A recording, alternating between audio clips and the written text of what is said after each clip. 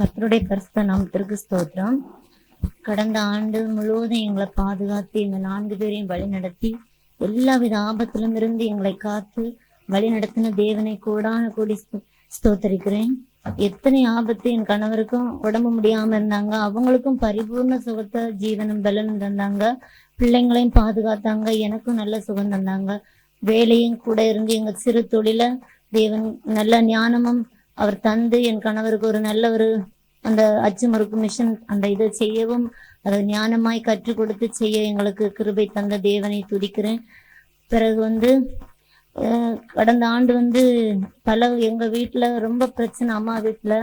அது நிமித்தம் நாங்க ரொம்ப எங்க வாழ்க்கையில போராட்டம் அதிகமா இருந்தது.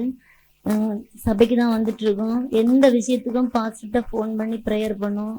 அவங்க எங்களுக்காக ஜெபிப்பாங்க, விடுதலை தருவாங்க ஏசப்பா.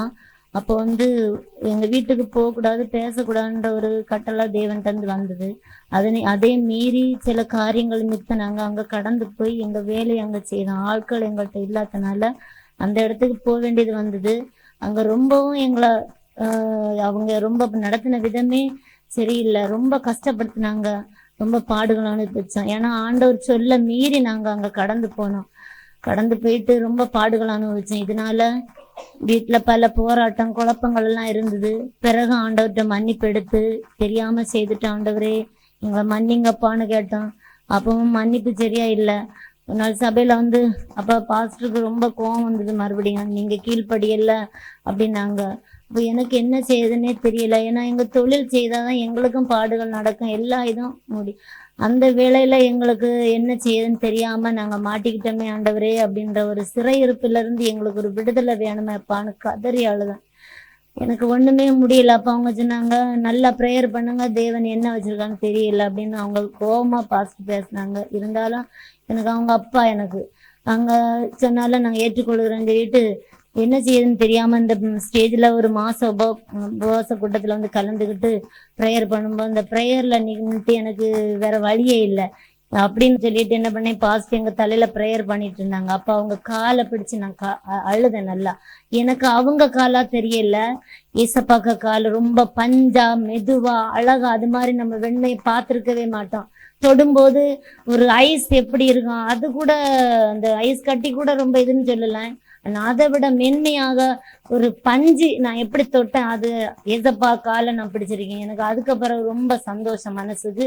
இந்த இடத்துல ஏசப்பா தான் நின்று பாஸ்டரோட பேசிட்டு இருக்காங்க, எல்லாமே ஏசப்பா தான் நடத்துறாங்க. விசுவாசத்தோட நம்ம பார்த்தா அவங்க மூலியமா ஏசப்பா வெளிப்படுறாங்க, அதான் உண்மை. எனக்கு ரொம்ப சந்தோஷமா இருந்து எப்படி அடுத்து சொல்லணும்னு உள்ள ரொம்ப சந்தோஷத்துல வீட்டுக்கு கடந்து போனேன். என் வீட்டுக்கார்ட்ட சொன்னா அவங்க என்ன நினைப்பாங்கன்னு தெரியாத. நான் மறுநாள் தான் சொன்னேன், இப்படி பாருங்க நான் தொட்டி என் கண்ணீர் வடிஞ்சது அந்த இடத்துல. ஆனா அவங்க காலை நான் தொடல, ஏசப்பாக்க காலை தான் நான் தொட்டேன். எனக்கு ரொம்ப சந்தோஷமா இருக்கு. அப்படி எவ்வளவு அழகா இருந்ததுன்னு நான் ரசிச்சேன். ரொம்ப அந்த இடத்துல எனக்கு தான் தெரியாது, நான் ஏசப்பாக்க காலை தான் பிடிச்சிருக்கேன், ஏன்னா பாஸ்டருக்கு காலை நான் பிடிக்கல. அப்படி ரொம்ப சந்தோஷத்தோட வீட்டுக்கு போனேன். இன்னைக்கும் எனக்கு அந்த சந்தோஷம் மாறவே இல்லை மனசுக்குள்ள. இனி எங்களை ரொம்ப நடத்துவான்ற விசுவாசத்தோட நாங்க 4 பேரும் இருக்கோம். இன்னும் பெரிய ஒரு சாட்சி உள்ள குடும்பமா இதே மேடையில நாங்க 4 பேரும் நின்று சொல்ல தேவன் நிறுத்த போகிறார் சீக்கிரத்துல. அதையும் விசுவாசிக்கிறோம். ஏசப்பாவுக்கு இம்மட்டும் எங்களுக்கு சுகம் தந்து எங்களை வழி நடத்துகிற தேவனுக்கு கொடான கொடி நன்றி சொல்லி என் சிறிய சாட்சியை முடிக்கிறேன்.